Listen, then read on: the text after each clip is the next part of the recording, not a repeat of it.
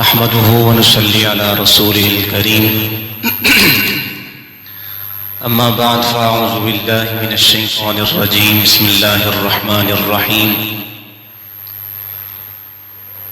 قال الله تبارك وتعالى في القرآن المجيد والفرقان الحميد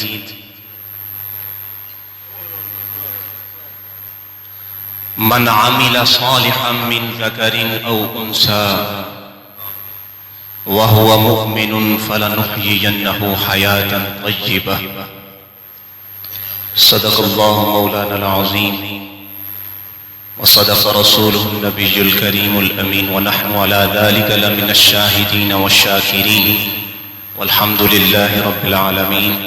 تمام احباب بآواز بلند ایک مرتبہ حضور کی بارگاہ میں درود پاک پڑھ لیجئے۔ الصلاۃ والسلام علیک یا سیدی یا رسول اللہ وعلی آلک واصحابک یا سیدی یا حبیب اللہ، الصلاۃ والسلام علیک یا سیدی یا نبی اللہ وعلی آلک واصحابک یا سیدی یا نور اللہ۔ زیادہ وقت جو ہے وہ میں آپ کا نہیں لوں گا، مجھے ٹائم کا بالکل جو ہے وہ اندازہ ہے۔ میرے بعد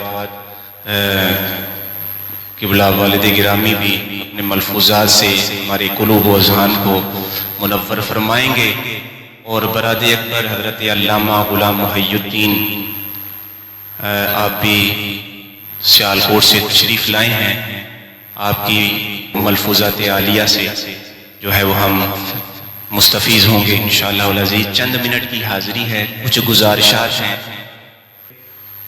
رب کے حضور یہاں پر ہم رب کے گھر میں بیٹھے ہیں تو کوشش کرنی چاہیے کہ جو بات سنی جائے اچھی لگے اس کو جو ہے وہ ذہن نشین کر لینا چاہیے، اس پر عمل کر لینا چاہیے۔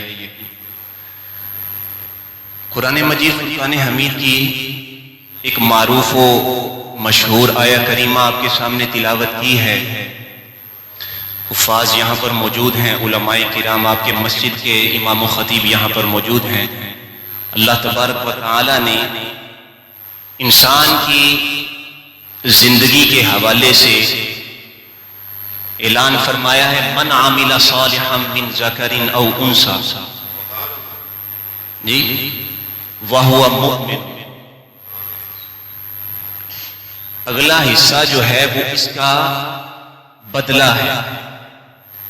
پہلے حصے میں اللہ تبارک و تعالی نے اعلان فرمایا ہے کچھ چیزیں ہیں اگر وہ تم کر لو گے پھر ہم تمہیں مرنے نہیں دیں گے۔ اللہ پاک نے اعلان فرمایا من عامل صالحا، جس نے بھی نیک عمل کی،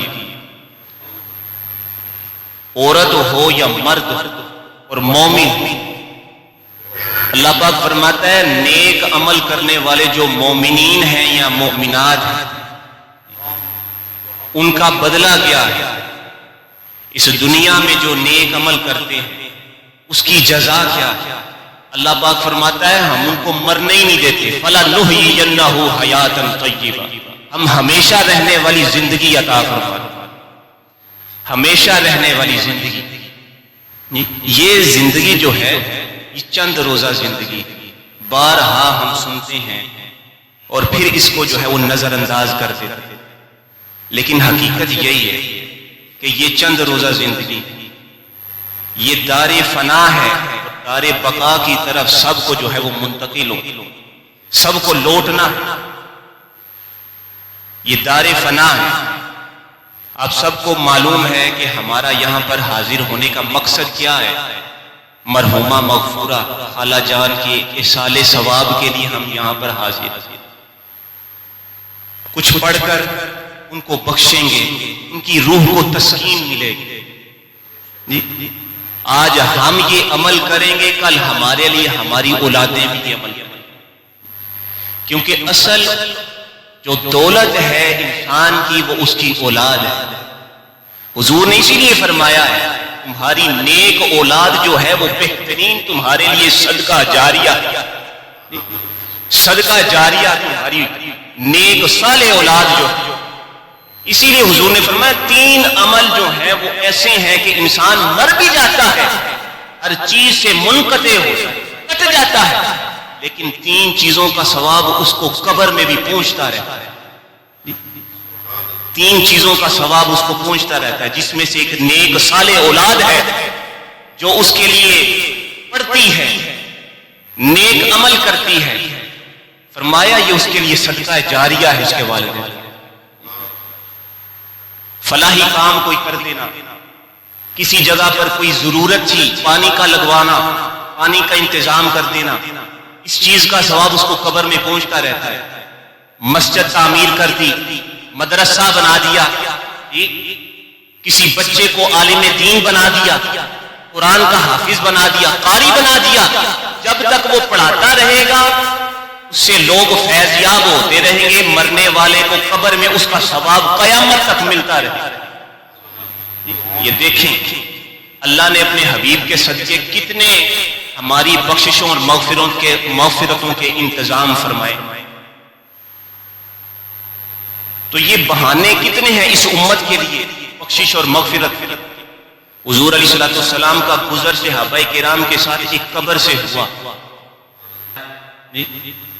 نبی پاک صلی اللہ تعالی علیہ وسلم نے تازہ ٹہنی درخت سے توڑ کر تو اس کو قبر پر لگایا۔ اس چیز کو دلیل بناتے ہوئے ہم قبروں پر پھول پھینکتے، ہر خشک و تر اللہ کی تسبیح بیان کرتے۔ الم تر ان اللہ یسبح له من فی السماوات والارض والطیر صافات، تم نے دیکھا نہیں ہے کہ جو کچھ ہے زمین و آسمان میں وہ سب اللہ کی تسبیح بیان کرتے۔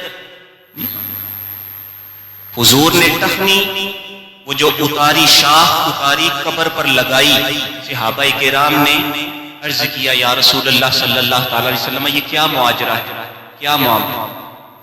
نبی پاک صلی اللہ تعالی علیہ وسلم نے فرمایا اس قبر میں عذاب ہو رہا۔ نبی پاک صلی اللہ علیہ وسلم نے قبر کے اندر دیکھا کہ قبر میں عذاب ہو رہا، حضور کے لیے کوئی پردہ نہیں، نبی پاک صلی اللہ تعالی علیہ وسلم کے لیے کوئی پردہ نہیں۔ حضور نے نظر قبر میں ڈالی، بتایا کہ اس میں عذاب ہو رہا، پھر فرمایا یہ جو میں نے ٹہنی لگائی ہے اس کی وجہ سے اس کے عذاب میں کمی ہوگی، تخفیف ہوگی۔ پھر وجہ بھی بتائی کہ اس کو عذاب کیوں ہو رہا، فرمایا یہ پیشاب کی چھینٹوں سے بچتا نہیں۔ 3 چیزیں حضور علیہ الصلوۃ والسلام نے ارشاد فرمائی، ایک خبر بھی عطا فرمائی، ایک اس کا جو ہے عذاب کو دور کرنے کا جو ہے وہ ذریعہ بھی عنایت فرمایا کہ ہر خشک و تر جو چیز ہے اللہ کی تسبیح بیان کرتی ہے، اور اگر اللہ کی یہ شاخیں اور درخت جو ہیں ان کو زمین پر قبر پر لگانے سے عذاب میں کمی ہو سکتی ہے، تو کیا قرآن پڑھنے سے مرحومہ کو ایصال ثواب کرنے سے اس کو ثواب نہیں پہنچ سکتا؟ جو بندہ قرآن خود پڑھتا ہے اور اگر اس کی اولاد حافظ قرآن ہو، کتنا بڑا اعزاز۔ موت کے حوالے سے قرآن پاک جو ہے وہ بھرا پڑا ہے، اللہ پاک نے مختلف مقامات پر جو ہے وہ اعلان فرمایا ہے، کہیں فرمایا کل نفس ذائقۃ الموت، کہیں فرمایا قل ان الموت الذی تفرون منہ فانہ ملاقیکم، تم جس موت سے فرار حاصل کرنا چاہتے ہو ضرور اس سے تم ملاقات کرو گے، فانہ ملاقیکم ثم تردون الی عالم الغیب والشہادہ، پھر تم لوٹائے جاؤ گے اسی عالم غیب اور ظاہر جو جاننے والا ہے۔ تو احباب ذی وقار، والدین بہت بڑا سرمایہ ہے جی۔ والدین، حضور کے صحابی، بڑے پیارے صحابی حضور کی بارگاہ میں آئے، عرض کرنے لگے یا رسول اللہ صلی اللہ تعالی علیہ وسلم میں اپنی والدہ سے بڑی محبت کرتا ہوں، کوئی ایسا عمل بتائیں جو میں کروں تو میری والدہ کو قبر میں ثواب اس کا پہنچتا رہے، اجر ملتا رہے۔ حضور نے فرمایا کہ پانی کا انتظام کر دے، مدینے میں پانی کی کمی ہے، تو ہو سکتا ہے تو پانی کا انتظام کر دے، یا یہودیوں سے وہ پانی کا کنواں خرید کر مسلمانوں کے لیے وقف کر کر دے، قیامت تک تیری ماں کو اس کام کا ثواب قبر میں پہنچتا رہے۔ سب سے بہترین صدقہ جاریہ پانی کا انتظام کرنا، لا علاج بیماریوں کا علاج پانی کا انتظام کرنے۔ اللہ تبارک و تعالی جو ہے وہ ہم سب کی ماؤں کو سلامت رکھے۔ بہت سارے ایسے احباب میں موجود ہوں گے جن کی والدہ موجود نہیں ہے اس دنیا میں، والد موجود نہیں ہے، اللہ پاک سب کی قبروں کو جو ہے وہ منور فرمائے، سب کو بریک رحمت فرما دے۔ یہ مختصر سی جو حاضری ہم سب لگوا رہے ہیں، مرحومہ کے حق میں اس کو ذریعہ نجات بنا، ذریعہ مغفرت فرما۔ وما علی الا البلاغ المبین۔